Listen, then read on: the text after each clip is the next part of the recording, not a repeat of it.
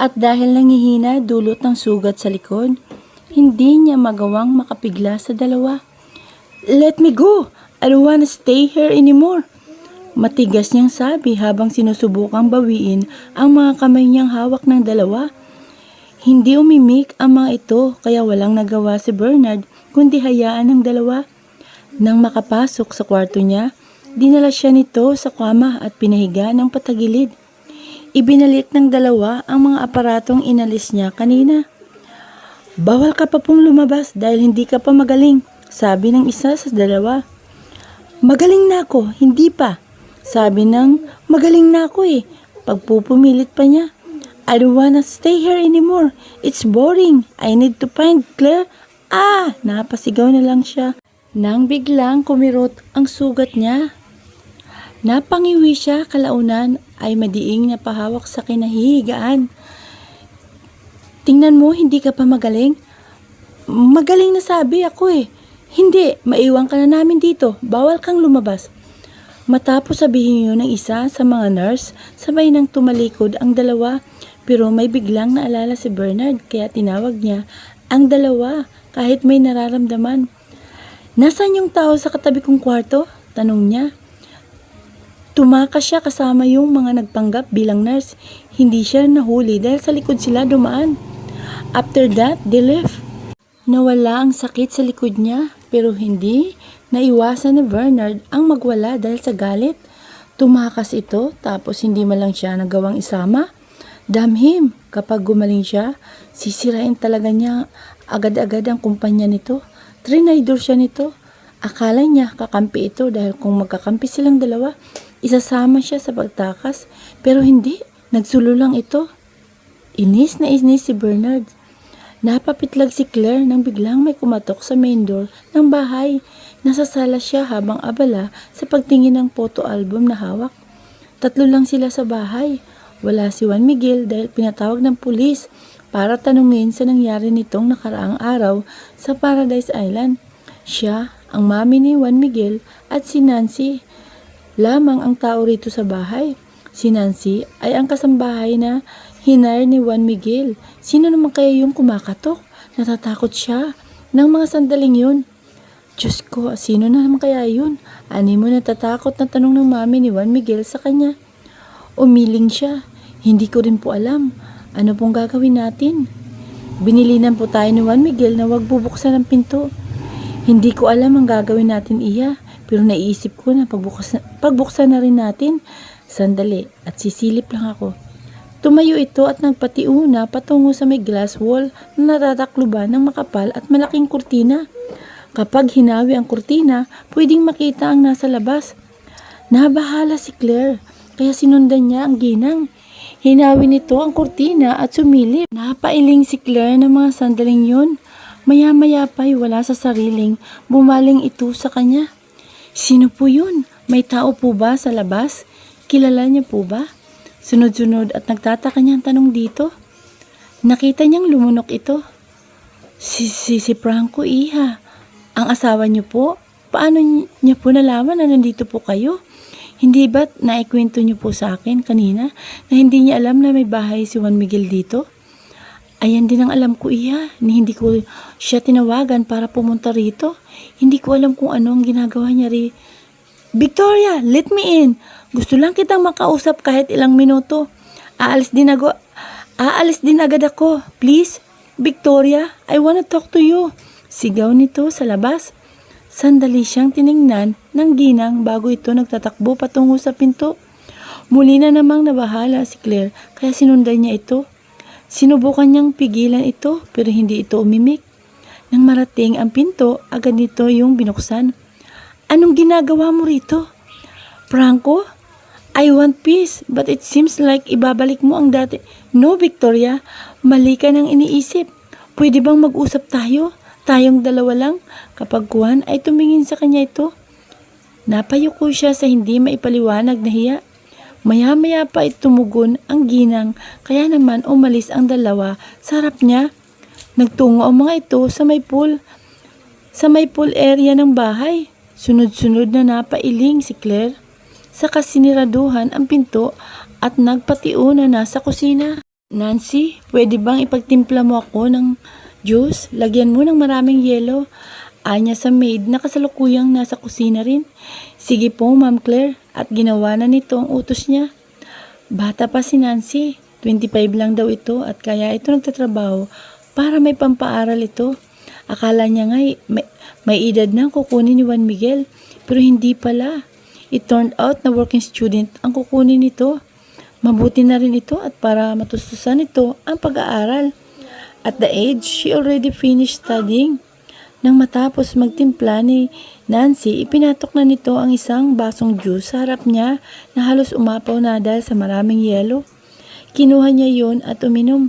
Sa totoo lang ay hindi niya gusto ang desisyon ng ginang pero nirerespeto niya ito dahil asawa nito ang kakausapin. Isa sa mga ibinili ni Juan Miguel ay wag na wag papapasukin ito. Natatakot siya sa maaring maging reaksyon ni Juan Miguel. Baka magalit ito sa kanya at hindi niya sinuway ang ina nito. Matapos ubusin ang juice na halos magpasakit sa ulo niya, lumabas na rin siya sa kusina. At sakto namang bumukas ang main door at bumugad si Juan Miguel sa kanya. Kinakabahan agad siya dahil sa takot. Alam niyang hindi pa rin nakakaalis ang daddy nito rito. Anong ginagawa mo rito, Juan Miguel? What kind of question is that, Minobia? Nandito ako kasi bahay ko to. Diba? Tara sa taas. Why? Nakakunot noon itong tanong sa kanya. Pilatio again? Pinaglalayo niya ang mag-ama dahil alam niyang kapag nagkita ang mga ito ay mag-aaway sila na hindi niya hayang mangyari. Anong nakain mo, Minobia? Kagabi, I'm asking you that, pero tumanggi ka naman. Tapos ngayon, ikaw mismo ang nagyaya. Hindi ba pwedeng magbago ang desisyon ko? Halika na kasi, baka mamaya ayaw ko na ulit eh. Tumango lang ito at lumapit sa kanya. Palihim siyang napangiti. Nga pala, anong nangyari? Maayos lang ba ang pag-uusap nyo? Tanong niya habang paakyat sila. Kinausap lang ako ng mga pulis and they asked for my permission. Gusto nilang pumunta sa Paradise Island para magsuri. Pinayagan ko naman, total. Nagsara na yun eh. Sarado ngayon, pansamantala. Ganun ba? Akala ko makukulong. Shit, mauna ka na sa taas. Minobia, I forgot my key in the car. Nanlaki na lamang ang mga mata niya nang tumalikod ito. Sinubukan niya pang pigilan ito, pero huli na dahil nakita niya na nito ang daddy nito na palabas na ng bahay. Hindi niya nakita ang reaksyon ni Juan Miguel, pero bigla na lang ito nagtatakbo pababa at nilapitan ito. Nang malapitan, sinuntok agad ni Juan Miguel ang ama na nagpalupasay dito sa sahig. What the hell are you doing here, ha? Galit na tanong ni Juan Miguel. Bumalik si Claire sa ibaba sa kanilapitan ang nobyo.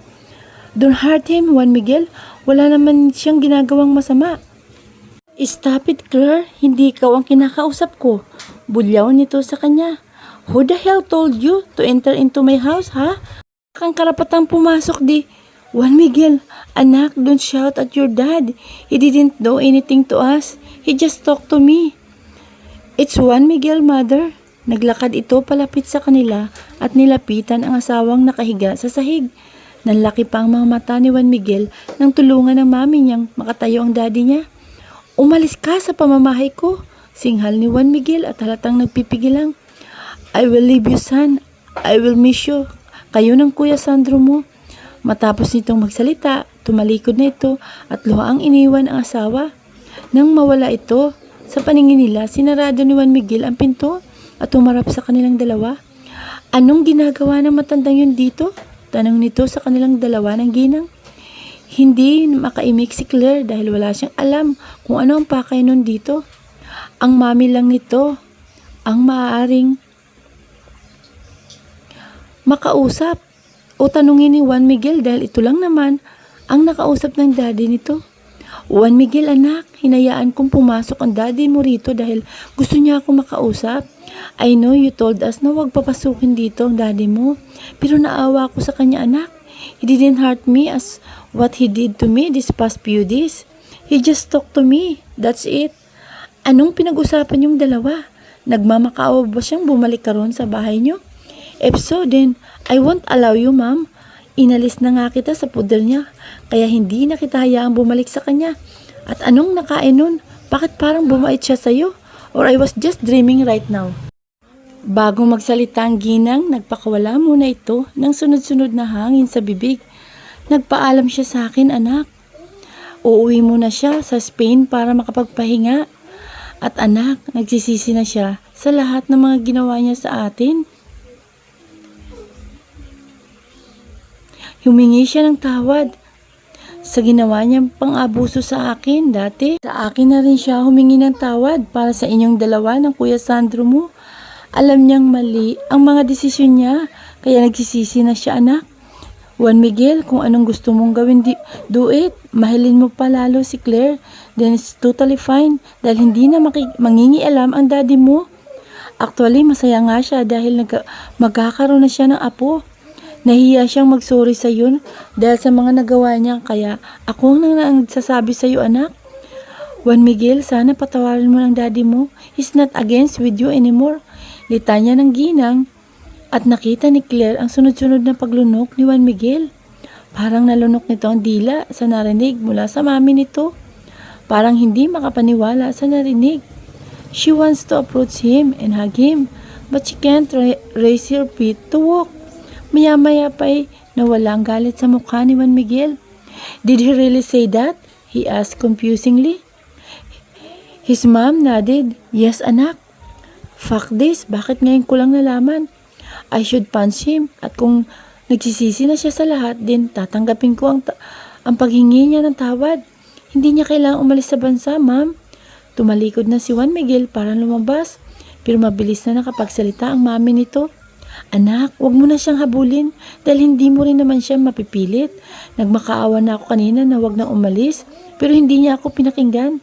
Hayaan na lang natin ang daddy mo. Babalik din siya kapag maayos ng lahat. Humarap si Juan Miguel. Fine. At nagtatakbo na ito patungo sa ikalawang palapag ng bahay. Napatingin si Claire sa ginang. Maiwan ko po muna kayo. Kakausapin ko lang po si Juan Miguel. That's good to know, Iha. Sige na, kausapin mo na siya. Tumango lang siya at naglakad na para sundan ang nobyo. Nang makarating sa ikalawang palapag, agad niyang pinuntahan ang nagsisilbi nilang kwarto. Nang makapasok siya sa loob, ay namataan niya si Juan Miguel sa balkonahe habang umiinom ng alak. She took a deep sigh and approached him. Ayos ka lang ba? Mahinahon niyang tanong dito. Bumaling si Juan Miguel sa kanya, naniisay walang emosyon sa mukha. Ayos lang ako, minobya, and I'm sorry if I shouted at you. Hindi ko yun sinasadya. Ayos lang yun. Naiintindihan kita. Akala ko hindi magsisisi ang matandang yun, pero nagkamali ako. Akala ko habang buhay siyang magiging ganun, na kung ano ang gusto niya, mangyayari, at kung anong gusto ko, namin, hindi mangyayari. Nagkamali ako ng tingin sa kanya. Minobya, if I could go back the time, baka hindi ko na siya sinagot. Nawala ako sa sarili. Nandilim ang paningin ko at hindi ko magawang kontrolin ang sarili ko. Kaya nagawa ko yun. Then he sipped from his glass. At least maayos na kayo ngayon. Nagkapatawaran na. Tama ka. Hindi na nagawang umimik si Claire ng mga sandaling yun. Nanatili pa sila sa balkonahe ng ilang segundo bago pumasok sa kwarto at saktong tumunog ang cellphone niya na nasa kama. Nagtataka niyang kinuha yun at tinignan ang caller. It's Paulina. Bago sumagot, sunod-sunod muna siyang nagpakawala ng hangin sa bibig. Hello, Claire. Claire, you have to see this. Oh my God. What are you talking about, Paulina? Can I see? Okay, I'll send it to you right away. Then Paulina ended the line. Nagtatakang pinatay ni Claire ang cellphone at nag-isip. Ano naman kaya yung tinutukoy ni Paulina? Parang may kakaiba. Unti-unti rin kumabog ang dibdib niya. Maya-maya pa tumunog ang cellphone niya. It's a text from Paulina. Hindi nag-aksaya ng panahon si Claire. Binuksan niya agad ang mensahe. At tiningnan. Kaagad na nanlaki ang mga mata niya sa nakita. Napamaang din siya sa kalaunan. Nabitawan niyang hawak na cellphone at dahan-dahang binalingan si Juan Miguel na kasalukuyang nagpapalit ng damit. Hindi niya inaasahan na gagawin nito yun. Why did he do that? For what? Hindi na namalaya ni Claire na tumutulo na ang ilang butil ng luha sa magkabila niyang mga mata. Nang mapansin yun ni Claire, lumapit ito agad sa kanya. Why are you crying, Minobia? Parang wala sa sarili si Claire habang nakatingin sa kawalan. Hindi pa rin maalis sa utak niya ang nalaman kanina kay Paulina. Hindi tungkol kay Juan Miguel, kundi tungkol sa daddy niya. Tumakas daw ito sa ospital na kinalalagyan. Tinulungan ito ng mga nagpanggap bilang nurse. Bakit kailangan itong tumakas? Para saan? Gusto niyang umalis para pumunta sa bahay nila para makausap ang daddy niya pero wala siyang kakayahan. Isa pa ay natatakot din siya dahil baka anumang oras ikulong na naman siya nito. Pero hindi niya maintindihan ang nangyayari ngayon. Wala naman itong kailangang takasan para gawin yun. Sunod-sunod na napailing si Claire saka kinuha ang cellphone na nakapatong sa lamisang nasa tabi lang niya. Hinanap niya ang numero ng mami niya at walang pagdadalawang isip na tinawagan ito. Pero hindi ito sumasagot kaya tumawag ulit siya. Pero wala talaga. It seems like her phone died or far from her mother. Pero hindi sumuko si Claire. Tinawagin niya muli ito sa pagkakataong yun at sumagot na ito. Bago magsalita, nagpakawala muna siya ng hangin sa bibig. Hello ma, bakit ka tumawag Claire? Walang emosyon itong tanong sa kanya. Lumunok siya. Gusto ko lang pong magtanong kung nasan si daddy ma. Ma'am, nandyan po ba siya? Bakit kailangan pa po niyang tumakas? Hindi na niya dapat yung ginawa. You shouldn't ask Claire dahil alam kong wala kang paki sa daddy mo. Umalis ka. It means you don't love me nor your daddy. Mas pinili mong sumama kay Juan Miguel kaysa kami ang makasama mo. Napipi si Claire, ngunit sinubukan niya pa rin ibuka ang bibig. Mahal ko kayo, mami. Ayaw ko lang manatili riyan. Hindi ibig sabihin. Kaya ako tumakas, hindi ko na kayo mahal. Ginawa ko yun dahil ayaw ko pong mahirapan ako. Buntis pa man din ako, mami. Ma'am, kalimutan na po natin ang nangyari. I want an update for dad. Nandyan po ba siya? If so, how is he? Is he okay, ma'am? Ilang segundong nanahimik ang isa't isa bago nagsalita ang mami niya. I don't know where is he right now. Nang mabalitaan kong tumakas ang daddy mo sa ospital, tinawagan ko agad siya. Pero hindi naman siya sumasagot. Pumunta na rin ako sa ospital at si Bernard ang naiwan doon. I asked Bernard, wala rin siyang alam kung nasaan ang daddy mo. Hindi alam ni Claire kung ano ang sasabihin na masandaling yun. Tila nalunok niya ang dila niya. Natitempt siyang umalis para puntahan ang nag-iisa niyang ina. Pero hindi talaga mawala ang takot sa kanyang pagkatao. Paano kung lumabas siya tapos dukutin siya? Hindi na niya kayang manatili ng matagal sa kwarto niya doon sa bahay nila. Ang madukot pa kaya? At kung madudukot man siya, alam niyang isa lang ang gagawa nun. Ang daddy niya dahil magpahangga ngayon ay gagawin pa rin itong lahat. Mahanap lang siya. Mapaghiwalay lang sila ng mahal niya. Nawala na siya ng tiwala sa daddy niya. It's hard to say pero maski sa mami niya, unti-unti na rin siyang nawawala ng tiwala rito. Malikot ang utak niya, kaya kung ano-anong naisip niya. Paano kung nasa bahay lang pala niya ang daddy niya, tapos pumunta siya? Idi nahuli agad siya. Paano kung tinatago lang ng mami niya ang daddy niya? Siyempre, mas kakampihan ng mami niya ang daddy niya dahil anak lang naman siya. Saan ka-admit? Saan po naka-admit si Bernard, ma'am? Tanong niya. Bakit? May plano ka bang puntahan siya? Ganun na nga po, ma'am. Pero kakausapin ko lang siya. Fine, pero kapag pumunta ka ron, make sure na kasama mo si Juan Miguel. Huwag kang pupunta na ikaw lamang dahil hindi mo alam ang daddy mo, Claire. Narinig ko siya nitong nakaraan. May plano ang daddy mo na dukutin ka para maipaglayo kayo ni Juan Miguel. Kapag nadukot ka niya, papatayin naman niya si Juan Miguel. Mag-ingat kayo, Claire. Wika nito. Kalaunan ay sinabi nito kung nasang hospital si Bernard. May plano talaga ang daddy niya. Ang masaklap, plano pa nitong patayin si Juan Miguel. Hindi na alam ni Claire kung ano ang mangyayari sa daddy niya.